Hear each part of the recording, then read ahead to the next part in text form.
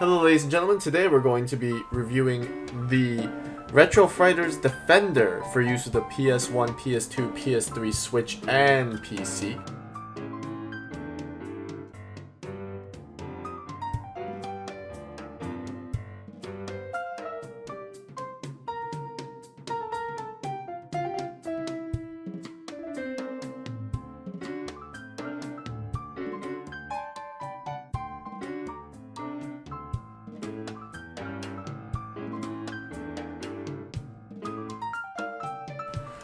Now, I've been using this remote for roughly 2 or 3 months now. I believe it's been 2 months now. And I wanted to go over some of the features, my opinions, my thoughts. The first thing that you'll notice when you open it up is it's got that real cool late 90s, early 2000s, like clear plastic, where you can kind of see around here how you can actually see through the plastic. It gives a really cool sort of nostalgic feel to it where you can kind of see the motherboard and stuff inside. Now, other than that, you have these really nice buttons. The triangle, square, circle, and X buttons, they all feel really nice, really premium. They're nice and responsive.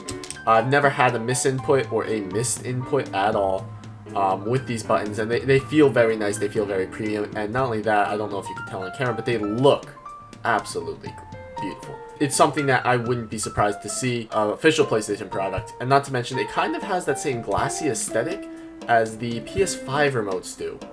So it's modern in that sense. The home button has that same glassy appearance, and the other buttons are pretty much what you'd expect.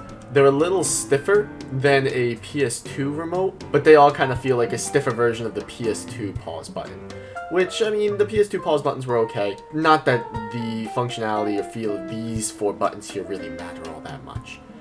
Personally, the one thing I haven't really messed with too much is the turbo function, but turbo is turbo is turbo as far as my experience is concerned.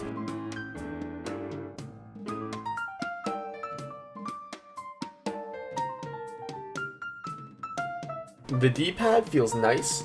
It doesn't feel like you're going to have any miss inputs. It feels very straightforward, very accurate, nice and tactile. I've never, again, had any miss inputs on the D-pad, where I know some remotes, like the older Xbox remotes, you would sometimes have some miss inputs because they had that big circle pad. This takes more from the style of having one solid button that goes one of 4 directions. You're not going to have any miss inputs on this. It feels nice. I would give this button like a 7 or 8 out of 10. It's nothing super special, but it does feel nice. The D-pad really isn't used in a lot of games, though, at least not super intensively. Next up is the triggers. Now, these feel very nice. They are very, very smooth in terms of the press.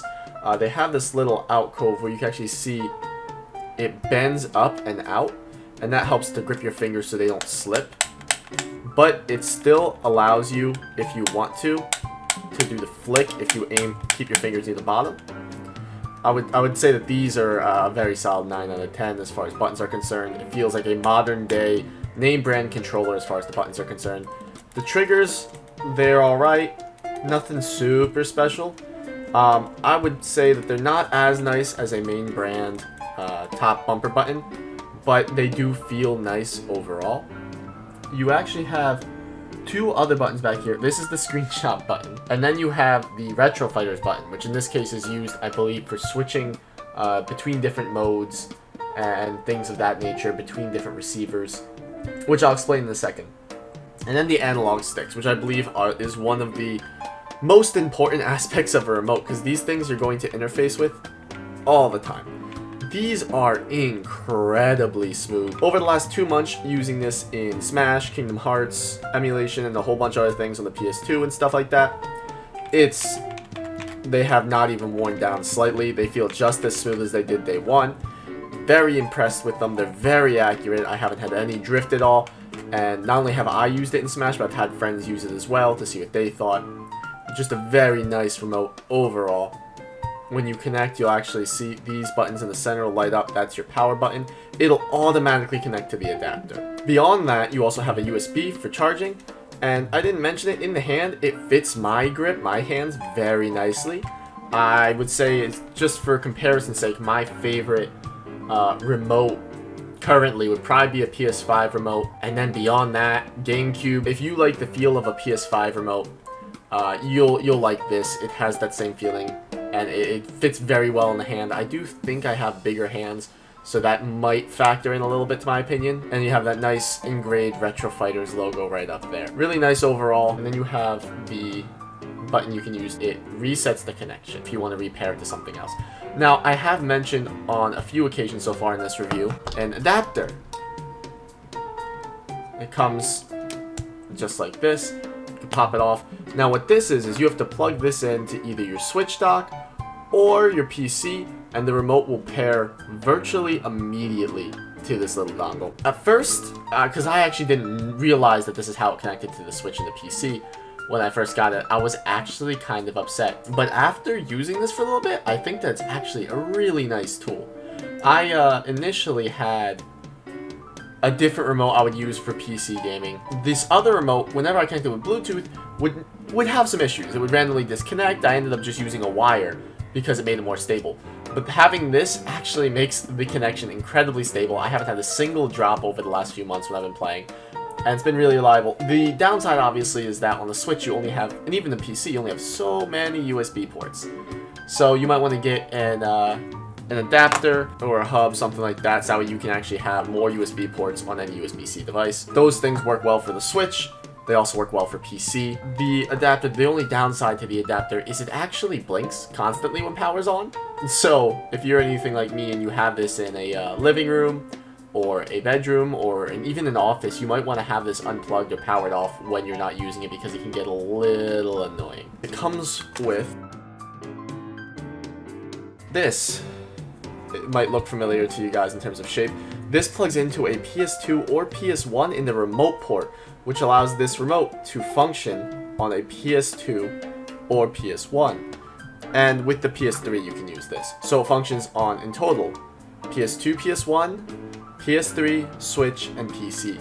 So this remote is a nice wide use kind of tool. So, first things first, it's a PlayStation remote, or designed to be a PlayStation remote. My first time I used it was on the PC. I was running a Kingdom Hearts 2 or Kingdom Hearts 1 emulation for a Let's Play I was working on, and this felt really nice. It felt very natural. Everything felt right in the hand. So for PS2, and the same goes for when I tried to play some Ratchet & Clank on the PS2, this feels right, if that makes any sense to you guys. It's something that does feel like a PlayStation remote. The buttons feel good, the analog sticks feel good. I would say it actually feels a lot better than old school PS2, PS3, and PS1 remotes in terms of feel in the hand and how solid and the weight. So I would say that's a very strong selling point. And then this is where it gets interesting. On the Switch, I have a friend who plays Smash competitively, and he absolutely loves this remote to the extent that whenever he's over, he specifically grabs it and is intending to purchase one very soon. So this is a go-to for him. For me, when I play things like Smash, it messes with my head. I feel this, and I feel a PlayStation remote in my hand, so I do things like X to jump, which obviously isn't what you're doing, because this would actually be B on a Pro controller, which this registers as. So things like that, my button placement in my head messes me up, so I have to change it in the settings, and I have a special control scheme for it. But once I have that control scheme, so I know what remote I'm using, it is absolutely fantastic. I cannot recommend this remote enough to anybody who either is playing on the PS2, PS3, PS1, or PC playing a PlayStation game, or just likes the feel of PlayStation remotes. And even on the Switch, I would say it's an absolutely fantastic remote. Not for me, really, for Smash, just because of the fact that it messes how I feel the remote and how I interpret button presses, but that seems to be more of a me thing than a thing with the remote. This comes in a classic PS1 color. It comes in that green that you see back there with the transparent, and it comes with a PS2 color, which I'm going to do an unboxing of. Highly recommend this remote. If I had to give it a rating out of 10, I would give it a 9. This is one of the best third-party remotes I have felt for really any console. And I've tried quite a few out, especially for the Switch and the PC, so definitely worth picking up if you guys enjoy that kind of thing. Thank you for tuning in. I hope you enjoyed the review, and I hope you found something of use out of this, and hope to see you again in future reviews. Thank you guys, and bye.